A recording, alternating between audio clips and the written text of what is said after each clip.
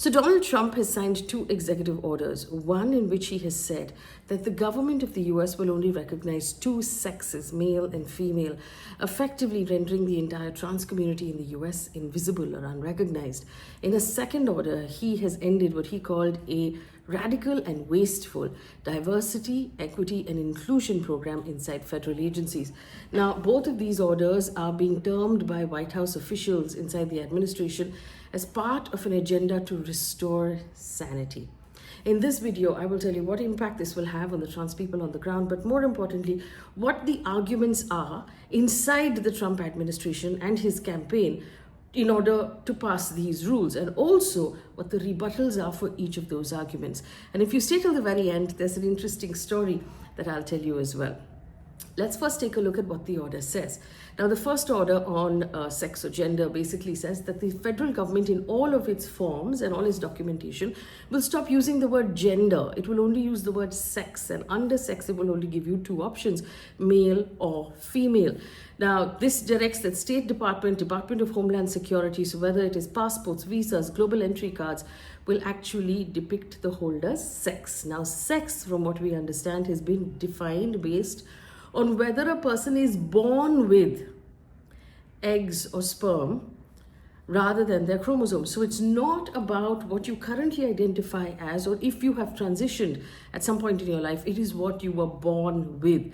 And the change is being pitched as a way to protect women from gender extremism. It says that effectively this order will defend women's rights and protect freedom of conscience by using clear and accurate language and policies to recognize women as biologically female and men is biologically male. I would also apologize for if there are people who are finding this language triggering, but we have to go through what it says right now in order to fully understand it. Now, claiming that the previous rules used to permit men to identify as women and gain access to spaces like locker rooms and washrooms that put women at risk, this is what the order effectively says, that is what they're looking to stop. Now, through the entire campaign, trans rights became a political hot button. Republicans have, portioned a large amount of energy during the campaign on a particular focus on trans rights, on transgender women participating in sports. Trump pledged during his campaign to restrict gender-affirming care and transgender sports participation. In fact, one of Donald Trump's most notable political advertisements were Kamala Harris is for they, them, and Trump is for you. So making a very clear sort of demarcation between the trans community and the people who obviously don't identify as non-binary. There's been an argument also from within the Republicans that children are being exposed to gender studies, or the idea of the non-binary, or minors being allowed to choose their pronouns or opt into gender reassignment without consultation of parents, that schools were going ahead and doing all of this.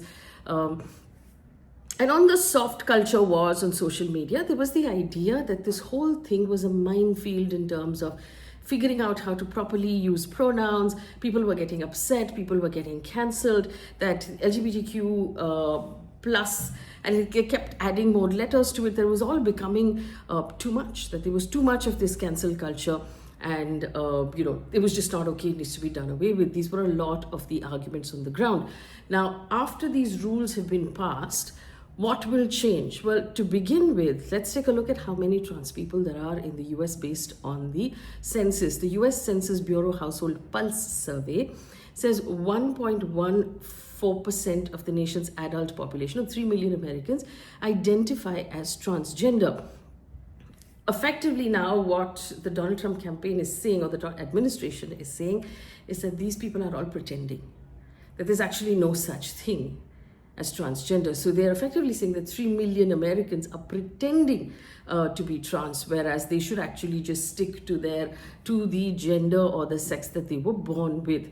Now, what this decree that obviously a lot of experts are saying will be challenged in court, is that it also removes diversity, equity, and inclusion, from government work, which basically is what they call affirmative action, but we call reservation. So basically making room for people who represent other cultures, making room for people who represent, gender, and of course making room for the LGBTQI community.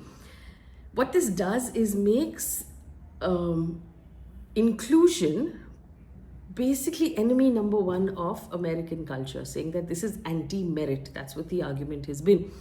And I think in the larger idea of anti-merit, of including women, of including people of different races, of including people who are of different denominations, including the LGBTQI community, of that, the transgender group is perhaps the smallest and the weakest, and hence the lowest hanging fruit for the Trump administration to pluck out of that tree, has been argued by several people who've been looking at it. Sandeep Roy has written a very interesting article at the Indian Express that you should also perhaps look at, and I recommend you read it. The fact that this is the group right now that the entire Trump campaign focused its attention on, and now what happens to that group going forward? Well, this will change the way trans people are kept in shelters. Remember, shelters for homeless people, shelters for people who've suffered abuse, shelters of people who've suffered sexual assault. Trans people will now have to, will not find a home in shelters where they should find home. Trans military personnel will come under a question as well. There are about 9,000 to 14,000 transgender troops, and we'll have to see what happens to them. Federal prisons and shelters, I already told you. They've also said that no taxpayer money will go towards transition services, and from what we understand, there is a very small number of federal prison inmates who have had gender affirmation surgery with federal funds. There's been a backlash, obviously, from human rights advocates who have said that they will go to court about this, and this is not something that Trump can decide unilaterally. But in the meantime, large corporates have decided that they no longer want to also follow the DEI policy. So, for example, Meta and Google have dialed back their policies. Microsoft has eliminated a set of roles within its events team that was actually DEI roles. Tesla, Elon Musk, McDonald's, Walmart, Amazon, Starbucks, Ford, Jaguar, Harley-Davidson, Jack Daniels, these American Airlines, Boeing, Nissan, and Toyota have rolled back their diversity programs in order to suit Trump's agenda. And this is the real world impact of something like this, which basically means all of these really large companies have not stood up to this. They have just agreed with it, which means they're going to stop making room to include people of color, to include people, to include women, to include the LGBTQI community in their offices.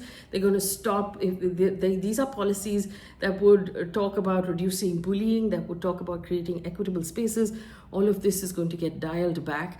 And remember, whether we like it or not, the US does set the tone pop culture wise for the rest of the world, and that's a very massive thing. Of course, the voice in Donald Trump's ear is Elon Musk, and Elon Musk, as we know very famously, has an estranged trans daughter called Vivian Wilson, who has herself popped up on social media and said she's going to leave the US because she doesn't see a future there. Now, when Vivian transitioned, Elon Musk has actually gone on record to say that this is a woke mind virus that killed his son, and he does not recognize Vivian as a child at all. So he has failed to recognize his own child, and it is that idea that is now propagated across the US because this is a powerful man with a lot of money. He's actually now made a statement saying that I vowed to destroy the woke mind virus. After my child transitioned, we're making some progress now. Let's take a look at the data though, because it's really data that we should be looking at when we talk about government movements. Now, we understand that fewer than 1 in 1,000 adolescents in the US with commercial insurance have received gender affirmation medication or puberty blockers or hormones in the last 5 years, according to one study. 26 states have adopted laws restricting and banning gender affirmation medical care for transgender minors, and it's likely we'll see that stretch out as well. Let me now take a look at the arguments being made against trans rights. And these are all arguments we need to examine because that is the only way we can move forward. Now, the first one is the idea that these are traditional values, that basically the idea of a binary male or female, these are traditional values, and doing or acknowledging transgender rights goes against traditional values.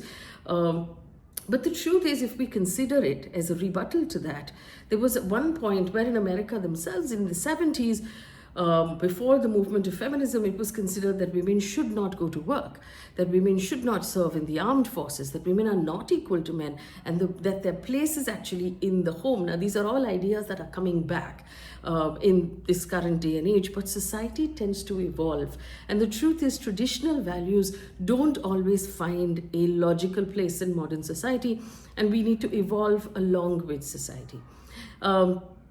The other big argument is trans women in spaces that should belong only to women, and the fact that that puts women at risk, because the idea is that there will be a man who pretends to be trans in order to gain access to a woman's bathroom or a locker room, and he might assault the women there, putting them at risk. Now, this was the big thing that came up during the campaign, and I took a look at some of the research saying, is there any data on how many women in America have been assaulted or sexually assaulted by trans people? There is zero data available right now, as far as I know. Now, this doesn't mean that it has never happened, but it also doesn't mean that it has happened. And when a government makes such a massive decision, one would expect that they have data to show.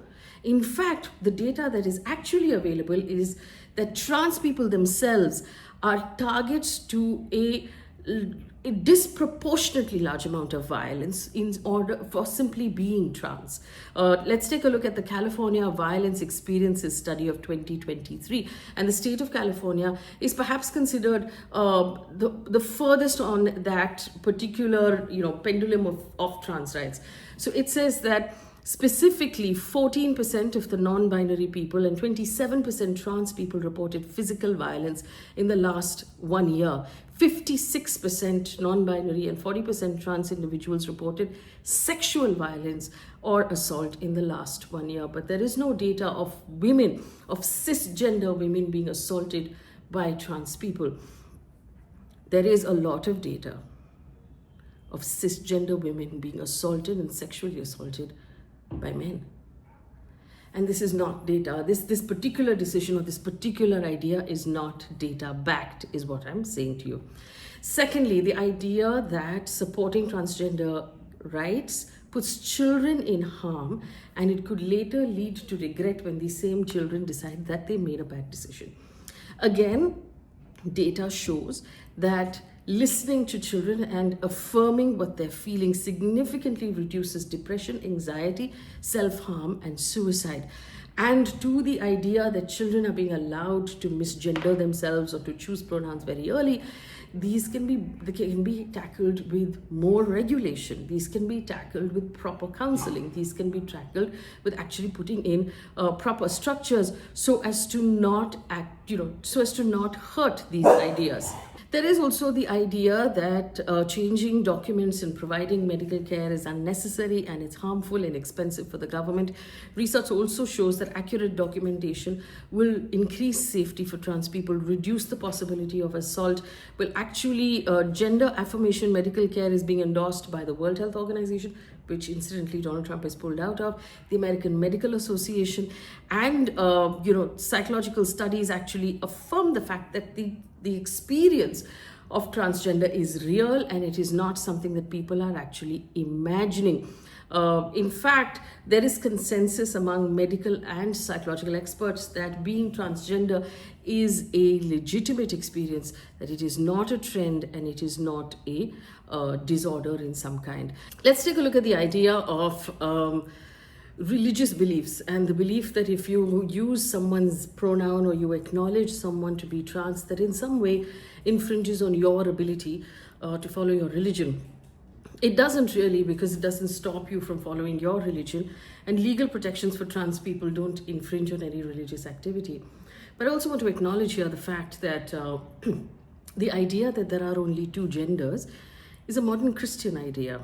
But in ancient cultures like India's own, for example, also the North American culture, trans people have always been acknowledged and always been part of that culture. So the interesting story that I promised you at the beginning of the video is this, that basically in the Ramayana, which is an ancient Indian text, when Lord Ram was leaving Ayodhya because he was being sent on exile to live in the forest for 14 years, all the people followed him. And they all gathered at the banks of the river when he turned around and instructed the men and women of Ayodhya to return to the city. And he got into the boat and he left. The trans people did not feel bound by that instruction because they were neither men nor women. So they stayed at the banks of the river and waited for the Lord to return for 14 years. And when he did return after 14 years, he acknowledged and appreciated their commitment to him and their love for him. And as the story goes, gave them special blessings and a special position in society to pass on those blessings at important moments in people's lives, which is why even today it's considered auspicious in India to have a trans person bless your child when the child is born, or bless a wedding, or bless an important moment, in a family's culture. Having said that, though, let me boil it down to where this leaves us. Like I said, America actually still controls a lot of the popular culture in the world. But within America, for little 10-year-olds or 11-year-olds or 12-year-olds who recognize themselves as trans at this point, to hear that their entire country believes that this is wrong and not okay is going to lead to depression. It's going to lead to ideas of self-harm. It's going to lead to people not feeling acknowledged. If there are problems with the current policy, and if there is a feeling that the current policy or the Biden policy went too far, there must be a middle ground where regulation can be brought in to limit the too far. But to say that 3 million people in that country no longer exist in the manner that they want to be acknowledged is wrong, is very harmful, and is quite frankly disturbing.